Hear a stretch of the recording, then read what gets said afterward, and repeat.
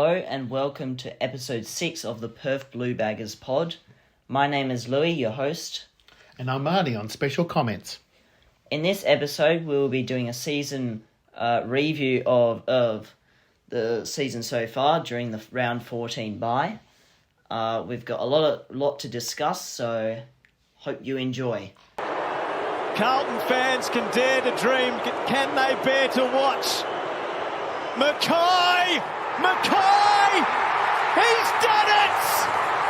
He casts aside the mental demons to put the Blues in front with just over a minute to go. Had 20 wins and 6 losses with an average winning margin of 23 points since round 14 of 2023, which is unbelievable. I mean, you have to be pretty happy with that, wouldn't you? Yeah. That big run last year, and then to sit 9-4, where we are with just coming off the bye, 9-4 is very good. We're actually second on the ladder. If you asked us at the start of the season, I reckon we'd probably be aiming for top 4 finish. Yeah. We should still get a top 4 finish. You want to finish top 4 so you can have a real crack at the flag, but you'd have to give us every chance at this stage. On where we've gone overall. We've had 6 close matches. We've won 4 of those 6 close matches. So if you're winning more than half, you'd be pretty happy. We won a couple of tight ones. Probably the ones that got away were Adelaide and Collingwood. I think we really should have beaten Adelaide, and look at how their seasons transpired. Collingwood was a bit frustrating, but they're probably a bit better on the day. But and we'll talk about this a little bit later on, but they came during a run when we had quite a few injuries as well, which perhaps goes some ways to explaining that. Indeed. So let's get into our sort of best and fairest standout players analysis. Look, best and fairest prediction, I think it's hard to go past Patrick Cripps. Yeah. He's played every game. He's so consistent. If you look at something like the coaches' votes, he's our best performer there. Mm-hmm. The one that's next closest is Sam Walsh. Best and fairest is done a little bit differently to Brownlow. You get votes every game, whether you win, lose or draw. So it's usually players that play most of the season are in the running there. And some of the other guys that have been pretty consistent as well, they've missed games. Wheatery missed games early. He's had a great season though. And Walsh would be the other one who's had a great season but probably missed a few too many games early. So my predictions, Patrick Cripps. Yeah, mine's Cripper too. So anyone else you want to talk about? Oh, look, there's lots of standout players. The surprise packet for me, we're going to do most improved later. We can't call him most improved because he hasn't played for us until this season. Yeah. But Elijah Hollands, how good's he been? Bloody hell. What a pickup. It's hard to believe he was running around the twos for Gold Coast last season. Look, he obviously likes playing with his brother. He's been fantastic. Look, I thought someone like Matthew Cottrell played really well before he got injured. So he was really good.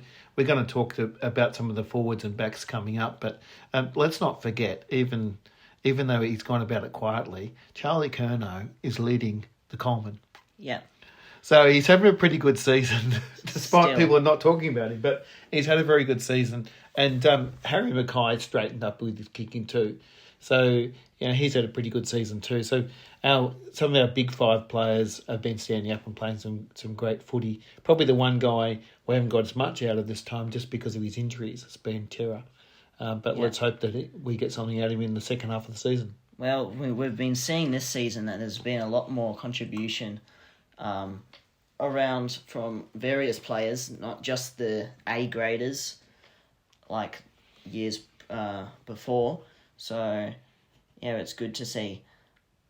It's what's going to make us a successful team is whether those other players step up. And other players kicking goals and, it just helps because when someone fails, others can take their place for each game, or if they're injured too. Most improved. Oh, look, for me, if you consider the whole of the season and not just recency bias, it's got to be Jordan Boyd. Jordan Boyd's been so good, he's probably pushed Zach Williams out of the back line into the forward line, which is not bad for Carlton. He was probably struggling to get into the 22 at the end of the last season. A few people were surprised when he got picked for the preliminary final. He hadn't played a lot of in the immediate games before that. He's been a regular, and he's been so consistent. He uses the ball well. He shuts down his opponent. He's the guy that's gone from a fringe player to an absolute must in the back line. Yeah. Here. But I did want to have, for special most improved, a shout out to two other players. Chin Cotter's been fantastic, particularly in the tagging role. Yeah. If he'd done it all season, I'd probably have him ahead of Jordan Boyd. But probably the last month or so, he's been really fantastic in shutting down a range of key players. And I hope he can keep that up for the rest of the season. Yeah, so he's shut down Keziah Pickett, Bobby Hill, Zach Merritt. Who else? Don't forget Butters. Zach Butters. Yeah. I think it was some. Toot Miller. Yeah. I mean, they're big names. Yeah. You know, that's really helped us win games.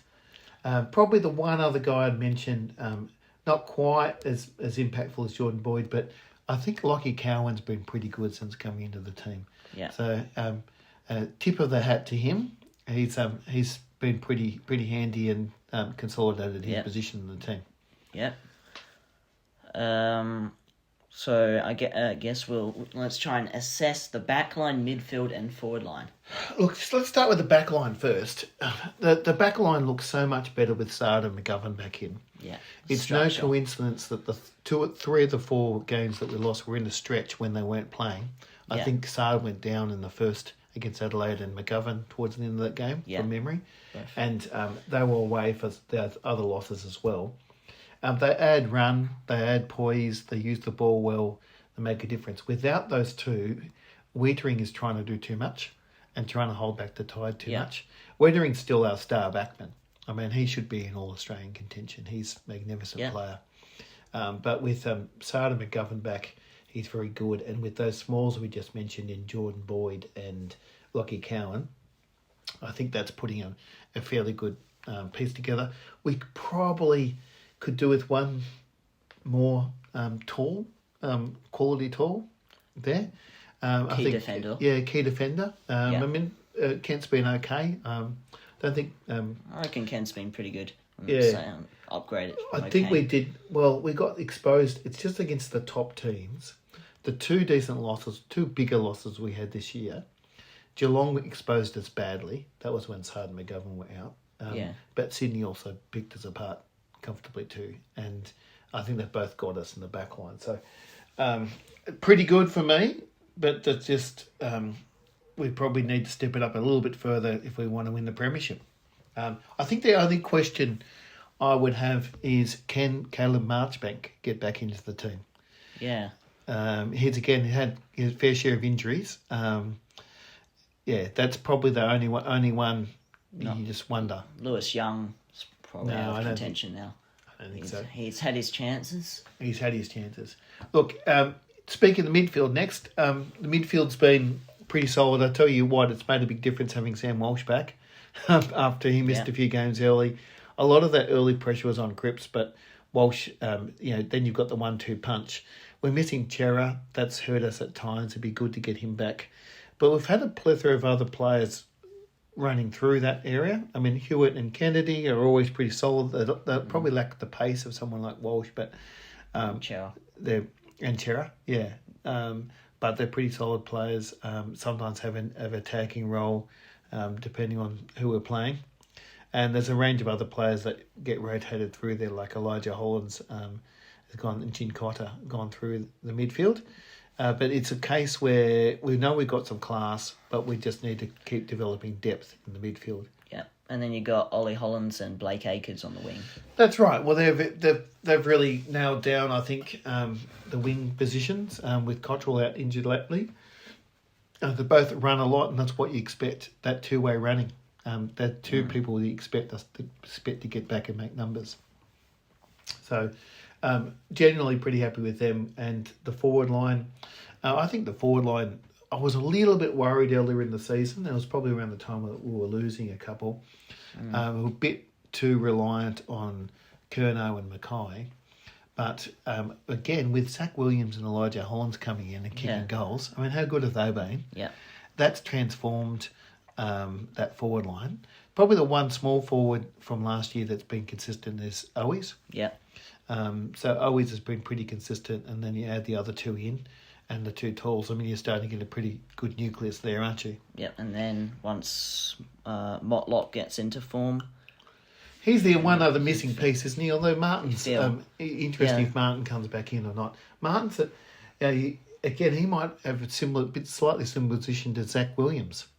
Does he walk straight back in? I'm not sure. Not sure with the way Williams is playing. I mean, when Martin's playing well, when he's fit and playing well, he is very good. Yeah. So the question there is the Motlop and Martin question, whether they come back in. But at the moment, the forward line's functioning pretty well. Yeah, such a dilemma. It's good to have dilemmas. It's good to have selection dilemmas. We've sort of gone into a few injuries, but anything else you want to touch on?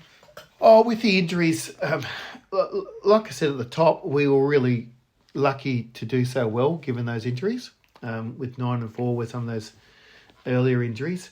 Shearer's the main one to come back in. We really need him back. I hope Cottrell gets back in because he really does add that run and intensity. And he's often involved in scoring options. Hopefully Martin at some stage gets another look in if he gets fit. Not sure about Cunningham, whether he's in our best 22 at the moment. No.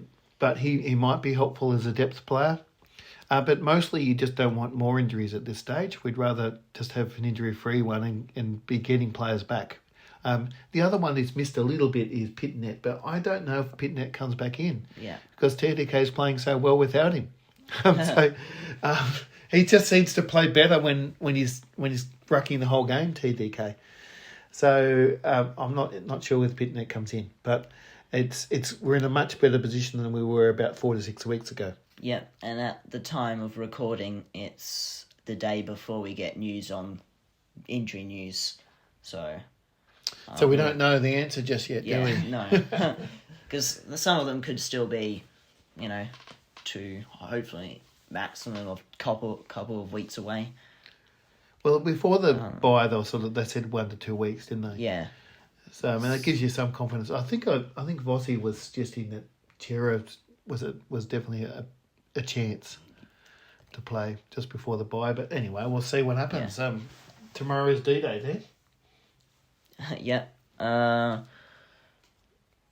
Well, let's get in. Where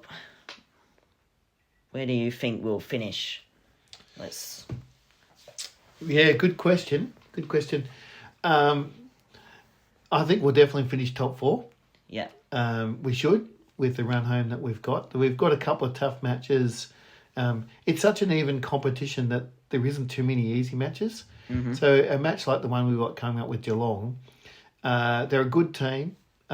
We think we should win, but you wouldn't be too surprised if you lost, given the calibre of the team. And we got Collingwood again, and we got GWS away. We've got quite a few tests coming up. But if we play our best footy, we can match it with anyone. And you can't take North Melbourne after their weekend's performance, and Hawthorn especially, and West Coast at home lightly. So. If you look at where we were last year, you hope that we can go one better and make a grand final. But of course, you never want to make a grand final and just make it and lose. You want to win them if you make them. Yeah. So the most amount of wins we could get is 19 from here on, because we've lost 4. I reckon it will be somewhere in between 15 to 18. I think we'll probably lose 1.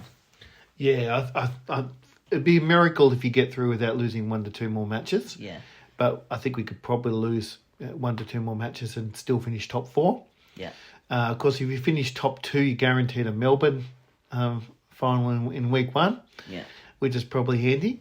But, I don't think there's any team that really holds a lot of fear for us. I know Sydney beat us up there in Sydney, but if we're in it, we'll win it. Yeah, and Sydney could lose a bit of their momentum going to the end of the year, going into finals. So, Well, there's almost a bit of extra pressure if you go through, if they finish, 22-1 or 21-2 or something. It's almost a bit of extra pressure because you're so good and you're expected to win. Yeah. And people might feel that you failed if you don't make the grand final and win the grand final. Yeah. Of that record. So I mean, I'd love to play Sydney in a grand final in the last weekend of September. Yeah, it might be better to come in as an underdog. Oh, it's the best team on the day, isn't it? Yeah. So let's get into the preview of our Geelong game, round 15. Yeah, so with Geelong, we're clearly in better form than we were when we played them last. No doubt about that. That we were dreadful when we were defending last time round. Jeremy Cameron in particular, ran rings around us. In fact, I would say that's probably the worst defending I'd seen Carlton play in a long time. Certainly since we became a good team. Look, they just, every time they went forward, they looked like scoring. Yeah.